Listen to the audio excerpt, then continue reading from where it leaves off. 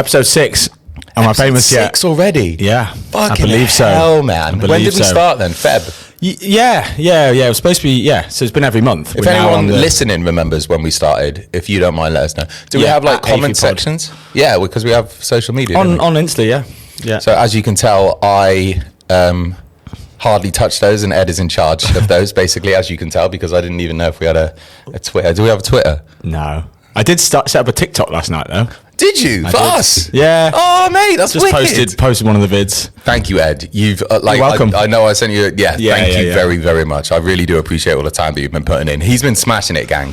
He's been absolutely smashing it. But hey, every single podcast. No, I ain't finished yet. Every single podcast I say this, right? Your work ethic is just phenomenal. It's just you're consistent, and like it's just great to see, man. It's inspiring. Yeah. So thank you again. But how about this host, guys? Come on. Here for the host and the space. And I've got these. And these. It's a team effort, man. It's a team effort. Lipton, give us some cans, yeah? And some cash. Yet, to be fair. Cold, hard cash would also be enjoyable. Yeah, actually, some cash. Because as you know, we are artists. Yeah. And we don't got it. We don't got it. Should we do a segment sponsored by Lipton Kombucha? Why not? Okay. And just pray that they give us some money. Yeah. This segment is called Lipton Kombucha. How are you doing? I'm doing good, man. Yeah? Yeah. Good. Segment over. Oh, wow. That was a short one. It's good. How are you? Mate, I'm very well, man. Good month, bad month? Mate, good month, man. Yeah. Inspiring month. That's been a good doing word. some really, really good shows, which has been cool. Been doing some Butlin shows. Yeah. I'm not sure if we talked about it last time. I forgot when I did the Butlin show, but I did a Butlin show recently where there was like... It was just full of random characters all dressed up as different things. I think I talked about it last time. Yeah, it sounds familiar. Yeah, cool. Mate, it was great. Yeah. Well, from a gig, it wasn't that good. Yeah. But from me watching other people, visually, me looking out, it was just fantastic. Yeah. I just thoroughly enjoyed myself. Sounds amazing, man. It was great, man. What? I've been doing those. I've been playing this gig at Stereo in Covent Garden where we do covers, but we do like starts off with a little bit D'Angelo and stuff, goes into like Music Soul Child, and ends with the classics like Let Me Love You and shit, and people are singing along.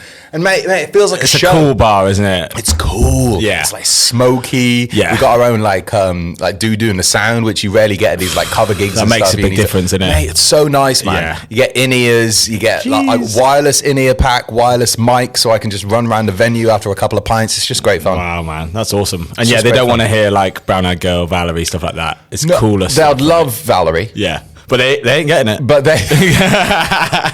that's the important characteristic, is they ain't getting it. Yeah. They ain't getting it.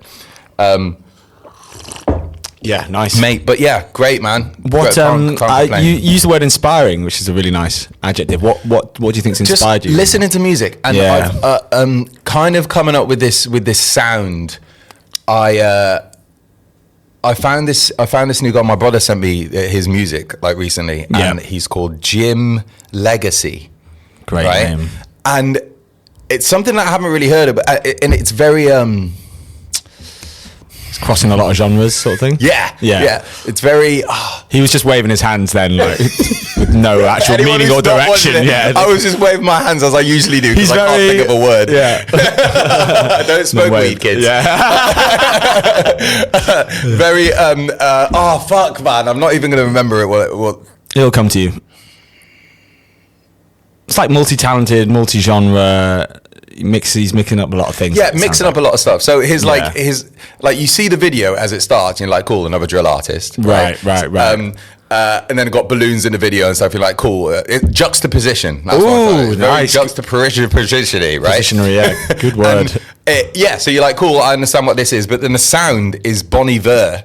Okay. And then the drums come in and you go back to like hip-hoppy kind of like this boom bap kind of shit, with just a snare hitting on the 1 and the 2, 3 and the 4. It just sounds great. And then he's rapping but singing at the same time, and it's just mate, it's just really, really fresh. Man. It's really, really nice to hear. And him talking about his feelings and not being like guarded and him being open, but in a rappy sort of UK drill kind of, well, not drill, because I guess that's a whole different theme in itself, but it's just really refreshing to hear. That honestly sounds like, to me, someone's yourself or someone's gone in and to AI and said all the music that you love and said Zach said the perfect artist and then to listen to it. Because you can tell there's like there's big money behind it because the music is just too good. Right. Well, the music video is too good. Yeah, it's very high end stuff. It's high end stuff done in a way that doesn't look like it's supposed to be a label doing it. You know what I mean? Where they throw so much money at it to make it look cheaper than it is. Look cheaper than it is, but you can we know what you're up to, guys. They're famous. How are you? I'm good, brother. Yeah, I'm good. How's it been? It's been good. How's it been after Japan and writing music and stuff when you got back? Or? Yeah, man, I feel like a lot of stuff, it feels like for me a lot of the year was building up to June. Yeah. So like as soon as I left management, I was like, right, let me put out this mixtape in June still. Yeah. Let me organize a launch party, myself for June, and then the Japan thing was also June. It was supposed to be May, and I was like, no, let's do it June. So there was a bunch of stuff happening. Obviously, we've spoken about a lot of that already, but yeah, just to be like, July's been a nice month because I've just kind of felt like, that I've come out the other side of everything that's gone on in June, and I'm looking back and it's all gone really well. And this latest campaign's been a really great mixtape campaign. It's wicked, man. It's good to hear. Yeah, man. It's all been well received, and I've been posting a bunch of content. Like, it's the most content I've ever had for a campaign as well. So it's nice to have a bunch of videos to kind of push the music still. And how are you doing it on the content front? Are you doing like just keep posting as much as you can a day to see if one goes viral, or are you taking a step back from that and kind of, I don't know, what's your approach to it? Yeah, it's a bit less. I think now I'm stopping doing the daily thing, which is really nice. But when I was in sort of campaign promo mode, so like basically all of last month, it's like Monday to Friday, I'm trying to do something every day. Okay, yeah. And I started, I think about a year ago. It's a job in itself. Oh, mate, it's hectic. But one thing that's helped is about a year ago, I started doing a content plan with someone at Absolute, the label services. And that has been amazing. So it's just a spreadsheet that we both have access to online, and you just put in what you're going to do each day. And sometimes I'll be like, what am I supposed to do? And then I'll check it and be like, oh, okay, cool. And you can just kind of schedule things in, and it makes it feel a bit less, because there is so much to promote and post and stuff. So yeah, it's a lot. Yeah.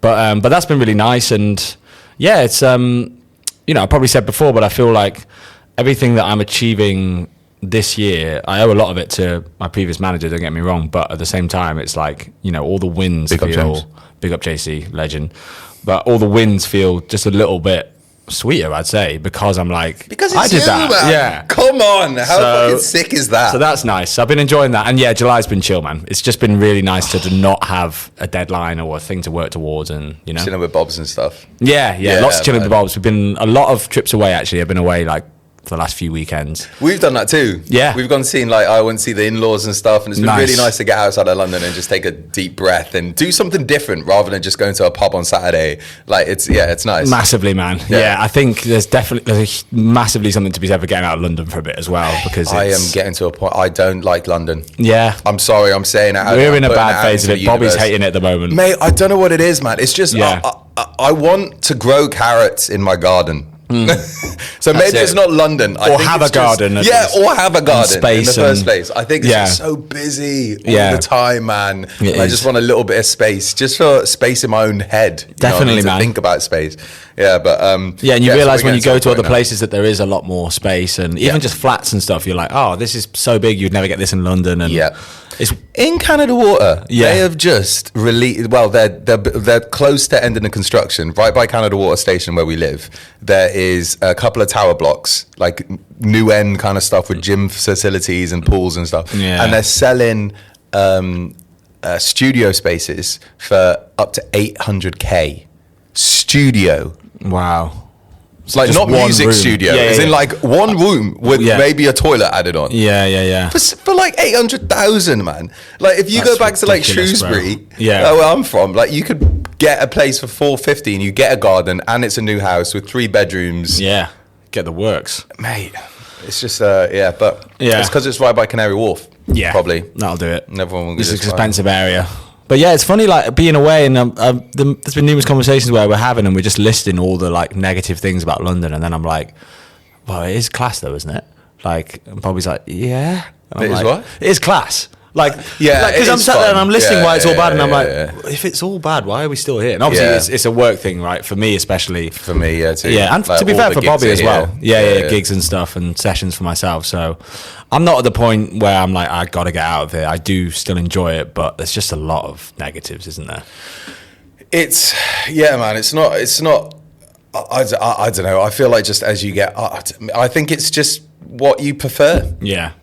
And I come from Shrewsbury, which is very like farmery and out in the sticks. And I think I just want to go back to that. But the grass is always greener, so I'd move back there. And then I'd be like, mate, boring here. I want to go back to London. Yeah. Totally. It is a lot of fun in London, and I get to see my friends at loads of different locations. And I go to a pub that I've never been before. And, you know what I mean? You always get that, which is really, really nice. It's refreshing. Yeah, so many areas I've still not checked out. You'll come out of a tube station for whatever it is and be like, I've lived here for like 10 years. I've never been here. Yeah, and it's been fun in the summer as well. Oh man, yeah. It's been wickedly. I've had a wickedly fun summer. Yeah, it is it's good in the summer. The parks and the little fezzies and South Bank and and where we live, like the Canada Water place, it doesn't really feel like part of London. Like they built it up quite a lot, and like it still feels a little bit open and a little bit more family orientated, which is kind of nice. So I'm enjoying it there. I love London. Mate, I'm not fucking leaving. Fucking love London. Fucking leaving. Anyone? That's it. We've turned it right back around. We love London. We're staying. London. We're fucking staying. Yeah. I keep bringing it away from music. Sorry, it's a music podcast. That's good. I mean, it's a life thing as well. Talking about life. Yeah, man. But I've been trying to think of like new sounds and stuff, which is really exciting. And I want to go away from. Because as I always came up from doing music, it was always produce it in the same kind of way, in the same kind of like make sure you're closer to the mic, you can get the best sound, blah, blah, blah. Kind of traditional technique and stuff. And I've just been trying to experiment recently around different ways of recording and why does it need to sound crisp or why. Like the main thing is kind of getting an emotion from it or trying to translate how you feel on like a platform. And I guess definitely what was really, really good about recording really, really well is that it would translate very good across multiple speakers. Yes. Like iPhones, if you don't know where someone is listening to, but now the quality of speakers are quite high in a lot of things, like even on Instagram and stuff, like the quality is quite high. So I feel like you can get through a lot more shitty frequencies that don't sound as shit as they used to because it was a bad speaker on the newer speakers. Definitely. So I feel like there's a little bit, bit more to play experiment. With. To experiment. So I want to kind of go like full taken back as it sounds in this room. If this sounds good to me in this room, then why should I change it post mix? Like I want a mic that's over there that could grasp the room and record the room rather than just me speaking. So I don't know, I want to experiment with that a little bit. That sounds cool, man. I haven't recorded anything yet, but it's just in my mind. That's cool. Yeah, it's cool to try stuff out. And I think like for me as well, my experience, I haven't done anything that wacky, but at the same time, everything I've put out, more or less, I'd say 95, 98% of it has just been recorded on a nice mic, like a Neumann that was like 500 quid. So not like there's ones that are 1,000, 2,000, 3, they goes up. 500 I'd say is like mid-range. I'd say like all vocals and guitar have just been recorded on that in a living room effectively, without any sound protection. And I just think, it's important to recognize that, like professional studios are amazing, but you don't necessarily need them, especially not in the modern day. Sometimes, like I've recorded in, professional studios before, and sometimes you don't get the vibe. No, and it sounds too crisp and it sounds too clean, and it doesn't sound right when you get the mix back. So I think 50% of releasing a song is to do with the mix nowadays. I feel like if you record, you can record something and you can get the vibe of it, but if you take it to a mixer and they don't understand exactly what you want from it, because it's always hard, man. Like how can you translate I want it to sound like this apart from giving them reference tracks?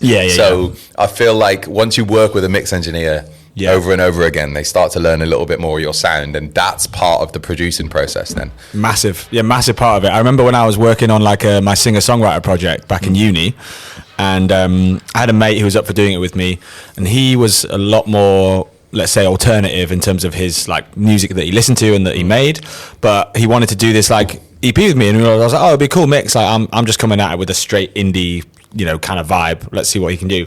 And we did this stuff, and he did like a mix of the couple of them, and it just wasn't right. Like it just sounded mad. Like I didn't even know why. Like the drums were just like really verby, and he was just trying loads of stuff out, and he was doing his thing on it, you know. But it was just kind of like it doesn't 100% fit what you envisioned. But I didn't know, it was almost so far away from what I thought it would be that I didn't know how to get to the other place.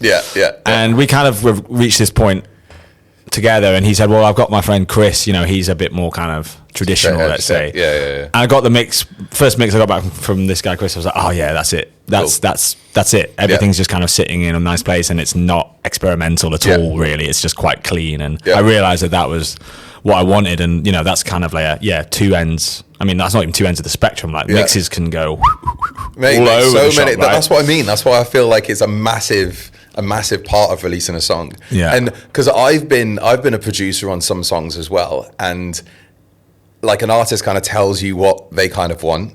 So from trying to understand from what the artist wants as a producer, but then trying to translate that through to a mixer as well. Like it's hard, because I'll get it wrong as a producer. I'm like, wait, what do you want? Because you hear things different to how they hear things. Massively. So it's so hard, man. So a lot of that's why I feel like producing for yourself and trying to find those sounds and stuff really, really helps with kind of not even, you don't need to learn the skills perfectly, but you need to figure out what you want. And it's really, really nice going into like a door and just figuring out what you want and what sounds good to you. So when you go into a producer, you can be like, no, I want less compression on it, because that's what I found like I want. Still don't understand compression. Not really, no. Neither.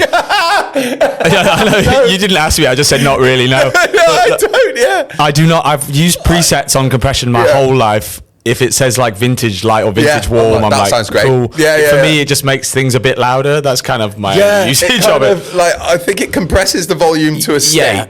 To a same kind of, but then because you can use compression for equalizing. Flipping heck, let's not get into that, mate. Jonas, big up Jonas, like a dude that mixed and produced for me in the past. Like, good God, man, the things he used to do with compression, and he goes, "You hear that?" I'm like, Jonas, I don't hear fucking. I don't know. I have no idea. I'm so high right now. No kidding. So fucking high, Jonas. Just give me the bounce. 7 beers at lunch. This has not helped me. Like, I have no idea what you're hearing. I don't even know where I am. We got a guest on today. Yes, she's actually not just called me. It's not just us talking, gang. Should we go meet her? Should we keep things recording or should we do like a hello, very nice to meet you, or should we do that on the podcast? We'll do a bit of both. We'll just keep it natural. I think it'd be weird if we go and meet her and don't say anything till we come up here. That only works for you and I. I reckon we do that. Yeah. What, the thing where we don't say a word to her? Let's just not even smile. Okay. IYAMAH, up next.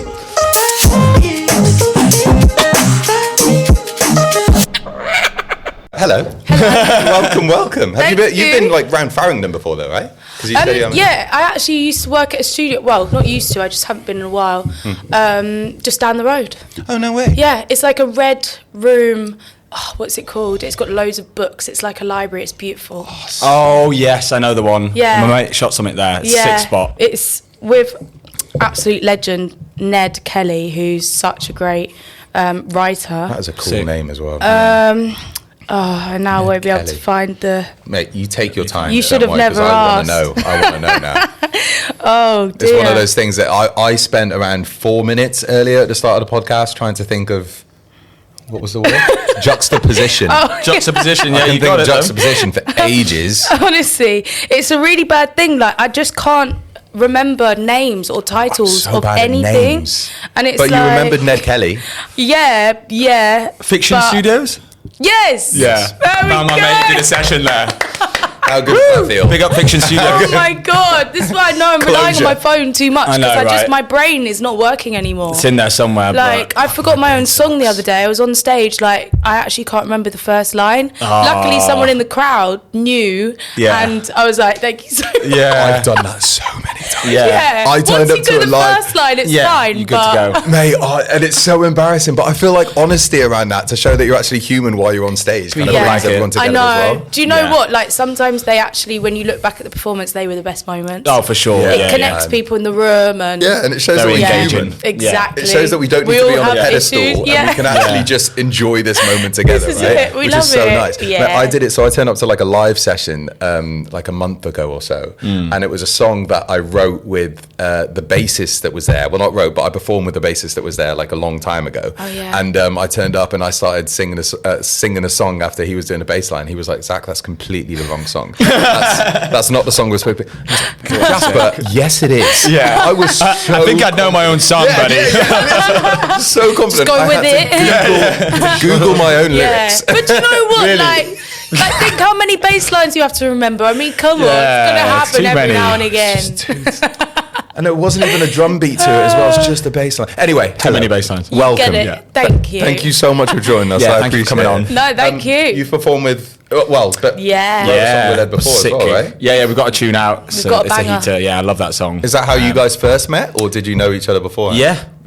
Well, this is actually only the second time I think we've physically met, right? Is it? Because the session was done all over like email and stuff. I bumped into you at Pride last year. Oh snap! Yeah. Yeah. I was a bit loosey goosey then. I'll be Yes, honest. we were. That's what I remember Pride afterwards is I was like, I for, hope she doesn't baby. know how loosey goosey I Yeah. was then. But Did yes, you send an I Instagram did. message after? No, I left Okay. it. But in my head I was like, shit. Then. It's but actually yes, this we did. weekend, isn't it? Oh, is it Brighton next Pride? weekend, yeah. Oh man, Brighton Pride. I know Yeah. the London Pride was recently. Brighton Pride was the best. It's so It's good. my favourite. It Yeah. was way better than London. And you're from Brighton I'm from originally Brighton, as well, so right? that's like my favourite day. Yeah. I Do don't even know if I can do it this year, but yeah. That's a shame. Do you still live there now? Or? No, I've been in London 11 years now. Okay, wow. Yeah, so I no basically feel newbie. like a Londoner. Yeah. And whereabouts in? Actually, I don't need to know whereabouts in because this is going to public. Yeah. So it doesn't Yeah, matter. yeah. Do you know London what? is good enough. I love yeah, London, yeah. but I am a North girl. North girl, I've yeah. always been North. South, baby. Really? Yeah, I'm Canada actually water, man. going to be going to the dark side. You coming south? South is cool. North, you can't get anywhere. Yeah, next week I'm moving there. Only for a month though. You can't keep me for too long. We'll see. Yeah. We'll see. Once you We'll get a taste of those parks and what else have we got? I don't know. We've got parks, we've got We've foxes. got nice probably parks. got We them have north. got foxes. You got foxes in North? Yeah. Oh, fuck. So many. We got better foxes. Okay. You got better pubs in North, to be fair. We've got better everything. West and North is better pubs. It is. South don't have very good pubs. Honestly, but I've got a couple mates, like really close mates in South, so it's going to be nice to actually like not have to travel an hour to see them. Yeah. And like exactly. give them quality time. Yeah. But Yeah. yeah, it's I'm at crazy. I'm at that age now where everyone's kind of like moving outside of London. So Yeah. not all my friends. What was I going? But we haven't even said your name yet. We've just Yes. and we've been talking, but it's been great conversation. That's why I didn't Do want to you, say be it. honest, do you know how to pronounce my name? IYAMAH. IYAMAH.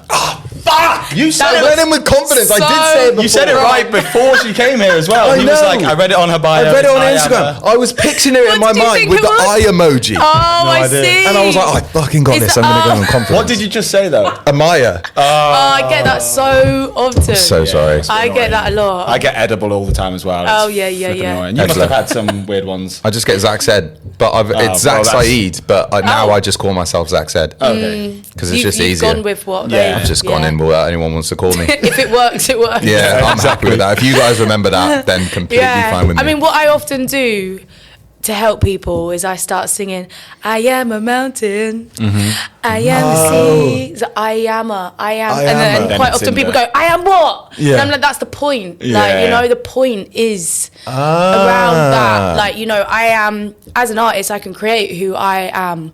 You know, I am not That's one sick. thing, I am many things, you know, like, Yeah. and that's kind of the freedom around what that name gives me. That's awesome. So it's an artist name. Yeah. Oh, I didn't know there was philosophy around it. That's, that's There's great. a lot of meaning, but then it also love comes that. from my African side surname, which is IYAMAH. So I just changed the A to an I. Yeah. IYAMAH. Yeah. That's wicked, man. I am a this, didn't I am know a that. I can change if I want to. I Yeah, can grow. I'm not I can- tied down to one thing. I Yeah, am many. Preach. Yes. There you go. Love it. Phenomenal. Well, thank you for so much for coming on. Thank We're excited. you. So, have you listened to a little bit of the podcast before? A You little can say bit, no. yeah, because It's I saw a completely bit of fine. I haven't. Sophie's clips that Yeah. you put out. I don't like listening to myself. No, no. Yeah, no, I get that. I get it. Yeah, no, it's really cool because Yeah. I saw a bit of Sophie's stuff. Obviously, I love Sophie Faith. Like, she's incredible She's great, vocalist. man.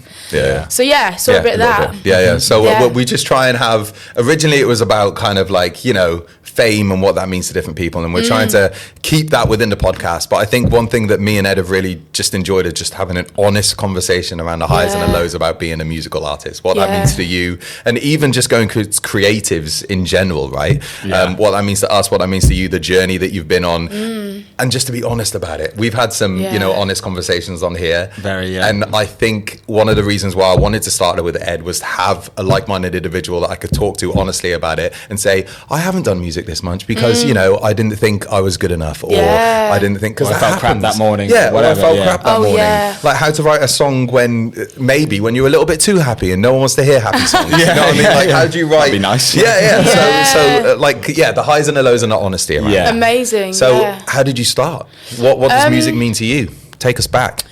Wow, it's been such a journey. I mean, so apparently, I don't know if this is just one of them things that mums say, but apparently I was singing before I was talking. Yeah. But what I do remember, I never remember there being a beginning of singing. Yeah. So I couldn't tell you when it started. I think that for me, it was just a very natural thing to do. Yeah. I was always, you know, my mum loved music. She had phenomenal taste in music. Nice. What kind of taste was that then? So she loves, like, I mean, I don't want to say it, but world music. She loves music from around the world, like whether it's Indian music, reggae music, like she loves it all, African music especially. And like obviously Brighton's very musical in terms of like, it's kind of like a festival 24/7. Yeah. And then my dad, he was part of a sound system, a reggae sound system called King Tafari Love. So he was like a engineer, I guess, and a carpenter. He'd make guitars, speakers, all of that stuff. I'm still like learning a lot about it. So yeah, it's very interesting. Like both my parents have come from a very creative space. Yeah. My mum, she loves music, but she was more a painter. And then she was in fashion when she was in her 20s. So Your mum and dad sound like icons. they are like the coolest parents. pretty cool parents. I'm not gonna lie, like big My dad's a legacies lean manufacturer. Yeah. Which is cool in its own way, but yeah. But you know what's interesting is that, you know, like, unfortunately my dad, he passed away when I was young, and my mum, she never really made money from her art. So for me it was like, you know, like what icons and like huge legacy, but it was all for the love. Do you know what I mean? Like it was all for the love. So for me to sort of have like a business mindset with music has been quite challenging, because what's kind of been so inspiring for me is that it was never about that. Was just about like the creativity, and then you kind of had to bridge the gap between how do I get this out to the masses? How do I make money from this on a business? Because it doesn't feel right. You're like, right. To me, it's like, this isn't why I do what I do. I do it because it's in my nature and it's who I am. Yeah. But like for me to now like have to sign deals and do things for the money felt so wrong. So that's something that I've been battling with a little bit. So that put you in like a different place mentally when trying to write. So I found it when I started writing for other people instead, maybe for myself, when I kind of went on that journey. And I don't want to put, you know, words in your mouth or whatever, but it'll be interesting to hear it from your point of view, if that kind of changed your writing mentality. A little bit, yeah, because I think like when I first started writing, it was very much like, this is my story. It was kind of like, I think, for me initially to even share my songs was very difficult, because it was always coming from a place of like, this is my therapy, like this is my diary, like this is why I do this, is because I'm doing it from like a healing thing for me. And it wasn't really for anyone else. Like, it almost felt like this is my safe space, and I don't want people to come and take it from me. But then I kind of fell in love with it in another way of, you know, when you do share your songs and how people connect to them, what an incredible feeling that is. So when I fell in love with that it changed my writing, because I was like, okay, well, it's not just about me anymore. It is about all the other people that relate to my story, but it was still about my story.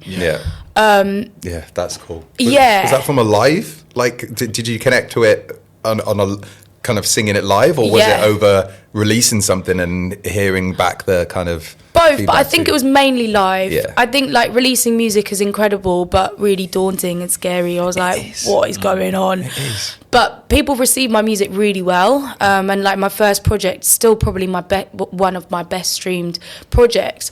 But it was definitely live, because for me performing was a whole nother journey that I've been on. Like I used to I wasn't naturally, I think deep down I was naturally a performer, but I had a lot of blocks. I had a lot of confidence issues, blah, blah, blah. So for me to sing and enjoy it on stage was took a while. It's difficult. It's a difficult journey. I was to like, figure out this how to feels do so that. wrong. And like, even now, after we've been singing on stage for years and stuff, you're still trying to figure out exactly what it means to you and how to get the most out of a performance while bringing everyone together for a reason that is honest, right? Yeah. Because people see through not honesty. So if you're on there and it doesn't feel right to you, then it's not going to feel right to them. It was a real issue. Like my voice, like I've always known my potential and the power of my voice.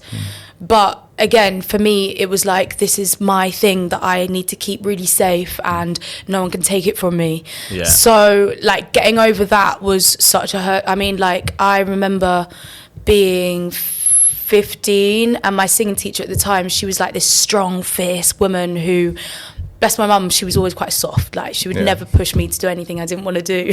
So like if my mum's friends came around, they're like, "Oh, give us a song." She's like, "You don't have to, darling." So I was kind of like, I guess I was lacking a bit of backbone growing up. So when I started having singing lessons with Mel, she was like the first woman to be like, "Get on that stage, go and sing that song," and like really be push uncomfortable. me. Let's figure out what's that about. And I needed that. But I remember like for years it was like this rock was in my throat and like I just could not get past it. It was like any time I tried to hit a note, it would just be like, ooh, like it was awful. It was like, oh my God, what is this thing that I'm experiencing? It was taking my power away. Damn.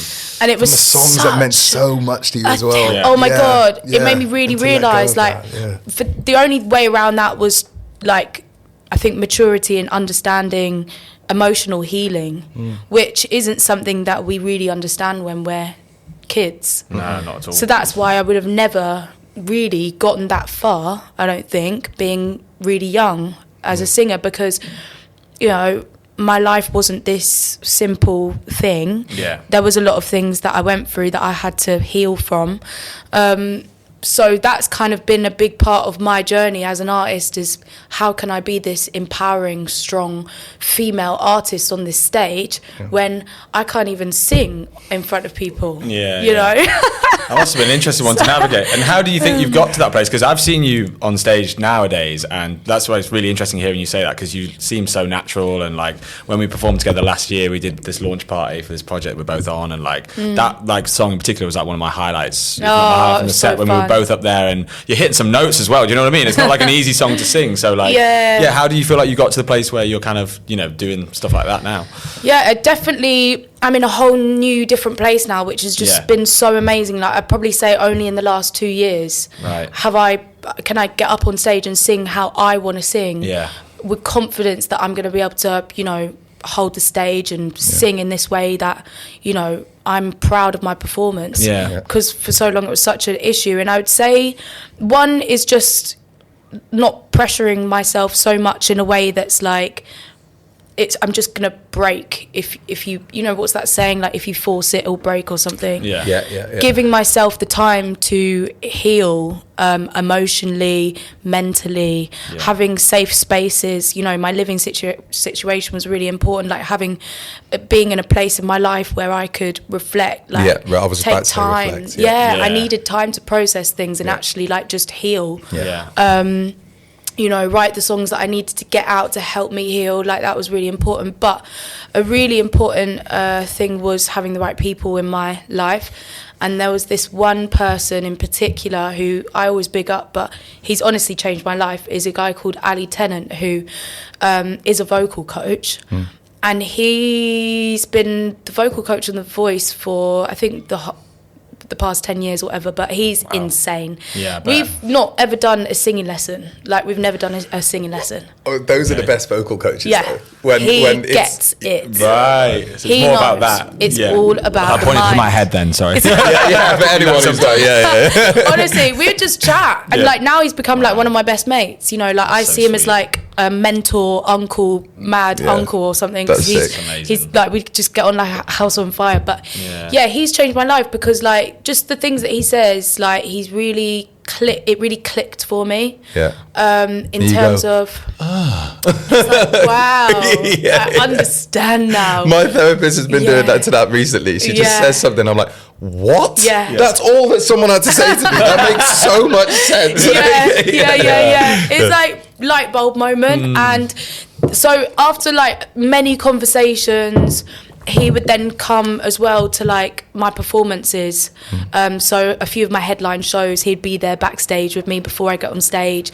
And like, he just, number one, he just has this like really just energy that you want, or you want him around. It just makes you feel so grounded and stable and just like, I know what I'm doing. And he just really drums that into you.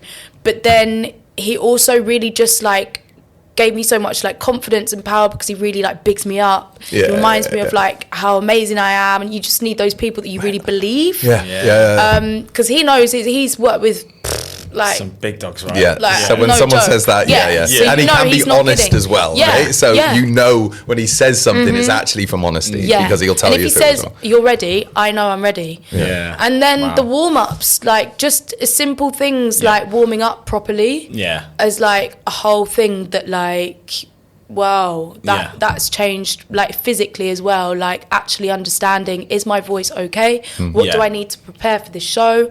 You know, you can't assume that you can just have a lifestyle where you're going out partying and then do a show the next day. That's just not what it's about. It's you're an athlete basically. Exactly. That's your instrument. So understanding that as well, looking after myself, changing my lifestyle, and I feel like I'm finally in a place where I can actually put on a good show. Definitely, man. An absolute bloody journey. Cheers. And we're still on it, right? We're still learning. We're still moving. That's fucking sick. Oh my god, that was really insightful. Thanks for sharing all that. That's really cool to hear. So to go back to the business thing as well, because I'm interested in this. To go from, I've got this thing to give, I want to write music, I'm creative, this is what it feels to me, and then to go, cool, now I need to try and monetize that because I get to do more of it if I monetize it. Did you have management to help that? Was that only recently when you found like those people to kind of work with? Were you apprehensive to work with a manager to start off with? How did that kind of look? I don't even have a manager at the minute. Wow, so you're just you? I'm just me. Like I'm not gonna lie, like some people have said as a joke, oh, you're unmanageable. I think that's partly you crap. Manage you, so you can't be unmanageable. Well, I know what they mean because I guess I am like, I know what I want. And like, because it means so much to me, I do find it quite hard to trust people to like take control of everything and run with it. But I do think that you need to, there's a balance with it. I do think in the past I've probably tried to hold on too tightly and maybe cared too much, and maybe I should have been a bit more open, but I've learned so much from not having a manager that that's what needed to happen. Like what I've found quite often is that when you have a manager, you expect them to do everything. And in reality, it's like these days you need to do everything, and they add to that. They get you things that you can't get, and they 100%. Kind of like bounce off how much you're doing. So I remember days where I was like sitting around like, I want this, and then why aren't they doing these things? And then I'd get frustrated with them and resentful towards them. But actually, I probably could have gone out and got those things myself. And you would have if you didn't have a manager. And I would have. So I'm actually really enjoying not having management at the minute because I'm learning so much. I'm going out and doing things. I'm not waiting on anyone. I'm getting things done. I'm really proactive and productive. So and you can learn what you want from someone, so that if that opportunity ever does come around, then you can be like, this is what I need because this is what I've done previously. If the workload gets too much, right? So I think going on that journey and figuring out what you need from a business standpoint, from a manager, by doing it yourself, I think that's key as Definitely. well. And like, you know, when you're in the creative stage, which I'm at right now, you don't really need someone there because it kind of just creates the pressure that you don't really want when you're in the creative headspace. So you know, it's because go on. I was going to say, well, you know more than anyone else what kind of music you want to make. You probably know who you want to make it with at this stage, or at least have some idea, right? So it's like, what else are they going to do other than like send an email and say, hey, can I do a session? Unless they have contacts that can bring something to the That's no, exactly what you mean. No, you're so right. Like I've been over here for over 10 years now in London, so I know a lot of people. Yeah. I know who to go to. Right. And I do think I've got a bit of a manager hat anyway. Like, I do quite enjoy that. Yeah. I like, talking to people and stuff. So, it was helpful when I was young, like meeting people through them and stuff, making stuff happen. But at this point, I don't. But I'll know when I need one again, Yeah. Like, you just know, don't you? Yeah, I'm Like, sure. this is getting a bit much. Like, And then it gets there. Have you been on like because I know you mentioned labels earlier as well. Have you been kind of on that journey as well? No. Not yet. No. So when I started uni, I got the scholarship for best vocals, which is thank you.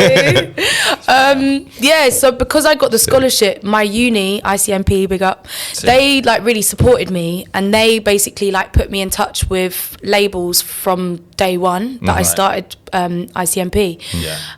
So they would like link me in with labels. I'd do label meetings, manager meetings, all of that stuff. And I actually met my lawyer, Paul Spraggan, another legend in the game, through them. So I did all the label meetings and stuff, and I very quickly learned that this isn't for me. Cool. So you did go on a journey a little bit to find out.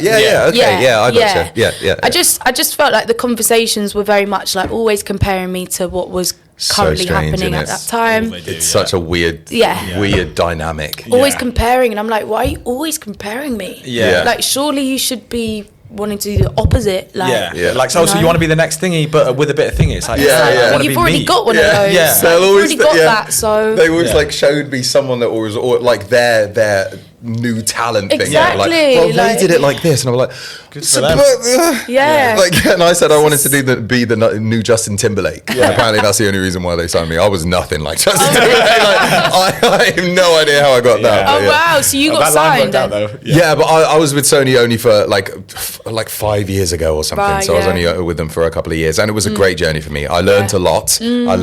But I came. So I signed with a manager when I was younger, and then got a lawyer and stuff. One of my songs kind of leaked and everything. So I was really lucky to go on the journey that I did. It was a lot of fun, but I just wasn't ready for it. Yeah, but I was young, man. Like, I got brought into London and taken to these parts. I was young. I didn't know what was happening, and all I wanted to what I know now is what I love to do is connect with people, regardless if it's tech support here or on stage with multiple people or in a studio with 3 other people. I love connecting with people, and that's why I love being on stage, is because I can connect with multiple people at the same time, which is so lovely, man. Definitely. You know what I mean? I love that. So so that was my I love that though. I mean, like, that's such a like. I mean, as humans, we forget that it's just as simple as we all just want connection. Yeah. It's like how we can get that in the most fulfilling way is what will be good. Yeah, what makes you feel good. Yeah, 100%. definitely. Yeah. So running it all yourself, so that's a lot. So that's with live shows. Do you work with an agency? I'm with Earth Agency, which cool. I'm so happy to be with them, because I think I was with the wrong agent for many years, like a good 7 years. Yeah. Jeez. And I just kept feeling like, why aren't things happening? Like, even when I did have managers, it was like, okay, well, we've done this, we've got this, like, we've got the music, like, and then it just I wasn't getting the right festivals, the right shows and stuff. So that was really frustrating to realise that actually I was with the Sharks, man. Like, I was with the Sharks, and like, it's you just, like, a lot of agents are absolute crap, I think. The industry is so bad. It's diluted. It's so bad. Yeah. How can you just have someone, like, an artist just sat there? Yeah. That's their life, So literally, I think booking agents are one of the worst for that as well. It's so doing bad. nothing and getting away with it. And the cuts and stuff that go into it. Like, you and me have spoken about it on this before, but you do like 300 cap venue. Yeah. You charge 10 quid a ticket, and then you only get paid £300. So you get paid 10% of that. What they take is a madness. And it's just like, what? For what as well? I did all the honestly, all the promo, so it's mental. So we've talked about it before, kind of going with a venue yourself and trying to find and kind of correlating all that data together and pushing it yourself. But okay, so how does music look for you now then? So are you on the writing stage? Do you have those stages? So I mean, it's really exciting stage right now, because I feel like for so long, I was saying about, it was all about the story and blah blah blah, and someone said to me the other day, look, you've got to ask yourself, like, who do you make music for? And it really made me think, 'cause it's like, I have always made it for me. and I think that was great for me because obviously I had a lot of healing to do. Yeah. And that's been my source of, inspiration. Yeah, like I needed to do that for me. But now I'm in a place where I'm actually having so much fun with making music for the first time. The last 6 years have just been hating it. It's not been fun. Therapy. Honestly. Oh my God, that one hurt. God. I'm like, it's always been so heavy. Like, don't get me wrong. I Like, see what you mean. Yeah, there's been some sessions where, it's been a fun session. And I've ended up coming up with these tunes that I've always thought, oh, well, they'll never come out because they didn't resonate with me at the time. Yeah. Because they weren't, they didn't go in with the storyline or the narrative that I was so desperate to tell. And then I don't know what happened, just something was like, actually, I'm so fed up of telling this fucking story. I'm like, no one cares. Like one day, if they really want to hear my story, I'll fucking write a song. I'll write a book and they can read it. Until then, party songs, I'm baby. done with this fucking story, so I'm just gonna have fun and enjoy it. And like, do you know what? Since doing that, like, I've really come up with some bangers that I'm so excited. And I think maybe people are predicting what route I will go down next. And I can't wait because I think people might be a bit shocked. Like, people might be a bit surprised. Like, oh, I didn't think that that's what she was going to do. Don't leak it now. Don't leak it now. I am not going to. You hold it close because we can't wait. Because even the next project, you might be like, oh, and then the one after that is also again like, thing. oh. Yeah. So I'm so excited. I've been sitting on juxtaposition, baby. Yeah, there you go. yeah, Juxtaposition. Yeah. Because I've realised, full circle again, what does my name mean? Number one. And two, like, it's being an artist is all about being who you want to be and like not being tied down to anything. And I was doing that exact thing to myself. So it's been quite an interesting one.